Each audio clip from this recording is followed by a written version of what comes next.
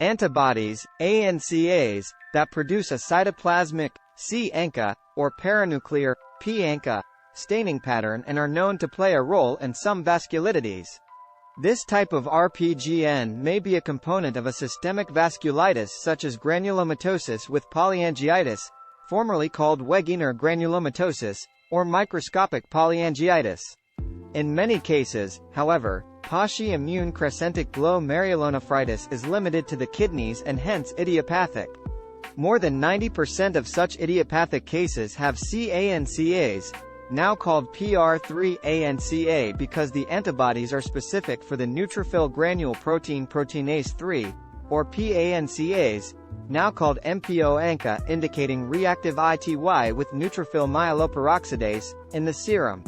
The presence of circulating ANCAs in both idiopathic crescentic glomerulonephritis and cases of crescentic glomerulonephritis that occur as a component of systemic vasculitis, and the similar pathologic features in both settings, have led to the idea that these disorders are pathogenetically related. According to this concept, all cases of crescentic glomerulonephritis of the Pasci immune type are manifestations of small vessel vasculitis or polyangiitis, which is limited to glomerular and perhaps paratubular capillaries in cases of idiopathic crescentic glomerulonephritis.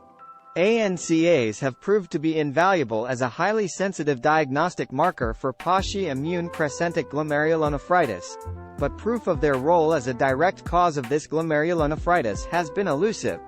Recent evidence of their pathogenic potential has been obtained by studies in mice showing that transferring antibodies against myeloperoxidase, the target antigen of most PANCAs, induces a form of RPGN.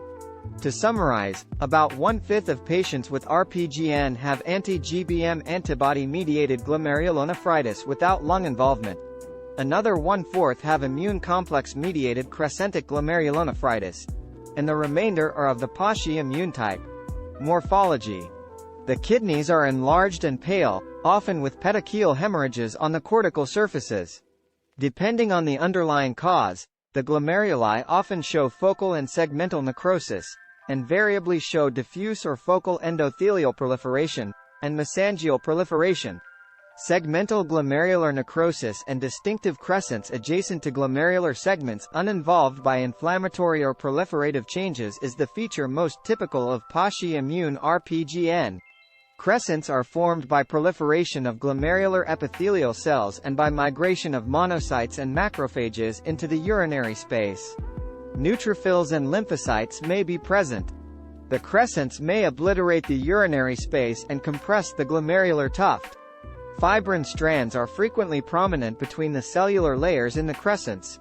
Indeed, as discussed earlier, the escape of procoagulant factors, fibrin, and cytokines into Bowman space may contribute to crescent formation. By immunofluorescence microscopy, immune complex-mediated cases show granular immune deposits. Goodpasture syndrome cases show linear GBM fluorescence for Ig and complement, and Pasci immune cases have little or no deposition of immune reactants. Electron microscopy discloses deposits in those cases due to immune complex deposition. Regardless of type, electron microscopy may show ruptures in the GBM, a severe injury that allows leukocytes, plasma proteins such as coagulation factors and complement, and inflammatory mediators to reach the urinary space, where they trigger crescent formation.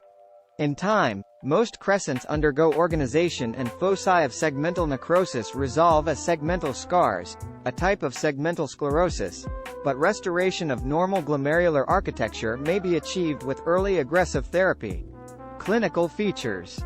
The renal manifestations of all forms of crescentic glomerulonephritis include hematuria with red blood cell casts in the urine, moderate proteinuria occasionally reaching the nephrotic range, and variable hypertension and edema.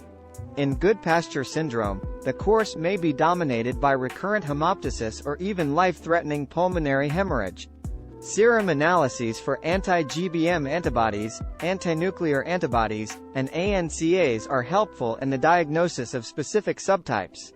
Although milder forms of glomerular injury may subside, the renal involvement is usually progressive over a matter of weeks and culminates in severe oliguria.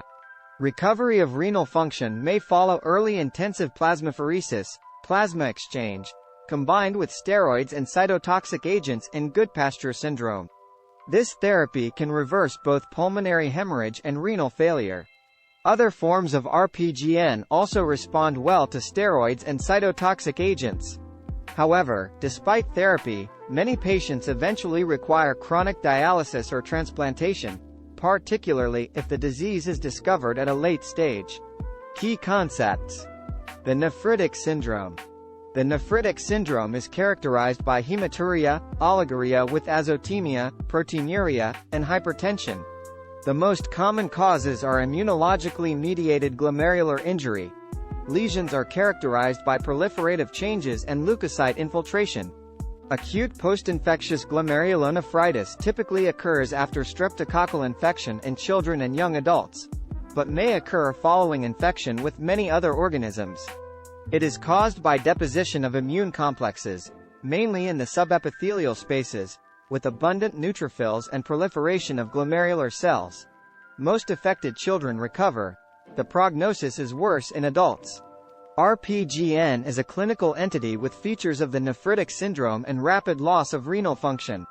RPGN is commonly associated with severe glomerular injury with necrosis and GBM breaks and subsequent proliferation of parietal epithelial cells forming crescents, also called crescentic GN. Crescentic GN may be antibody-mediated, caused by autoantibodies to the GBM, or as a result of immune complex deposition. It can also occur in the absence of significant antibody deposition. Most patients with this type of RPGN have circulating ANCAs.